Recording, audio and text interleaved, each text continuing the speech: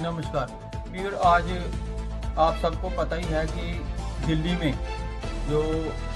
उपराष्ट्रपति के लिए सुप्रीम कोर्ट ने एक ऑर्डर जारी किया है, उनको जो निर्देश दिए हैं, तो उन्होंने उस पर बहुत ही चिंता व्यक्त की है कि एक चुनी हुई सरकार और एक मेजॉरिटी में जो कानून पास किया जाता है, जनता के हित में पास किया जाता है, देश के हित में पास किया जाता है, और चंद लोग उसको सुप्रीम कोर्ट में चुनौती दे देते हैं जा करके, और एक राष्ट्रपति को एक सुप्रीम कोर्ट जो है, एक सिविल जुडिशरी जो है, वो ऑर्डर दे देती है, वो हुक्म दे देती है कि आप ऐसा करो और आप वैसा करो। और ये जो हुक्म है जो सुप्रीम कोर्ट है, उन्होंने आर्टिकल 142 के तहत उनको दिया। तो आखिर आर्टिकल 142 है क्या, उसमें क्या है, किस प्रकार से वो एक चुनी हुई सरकार को उनके द्वारा, पार्लियामेंट द्वारा बनाया गया कानून जो है, उसको चैलेंज कैसे कर सकती है।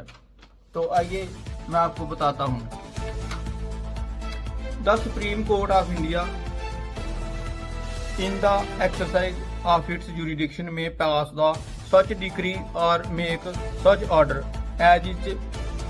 necessary for the doing complete justice in any case or matter pending before its and any decree so passed or order so made shall be enforceable throughout the territory of India in such manner as may be prescribed by or under any law made by parliamentary and until provision in that behalf so made in such manner as the president may be order prescribed one subject to the provision of any law made in this behalf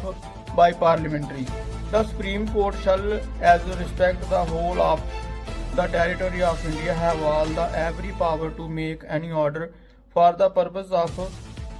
securing the attendance of the person, the discovery of any, production of any document or the investigation or punishment of any contempt of the itself। तो आपने देखा कि ये जो article 142 है, ये इसमें एक प्रोविजन है तो जो प्रेसिडेंट को ऑर्डर कर सकती है। तो इसी ऑर्डर के साथ प्रेसिडेंट को उन्होंने इसी ऑर्डर के साथ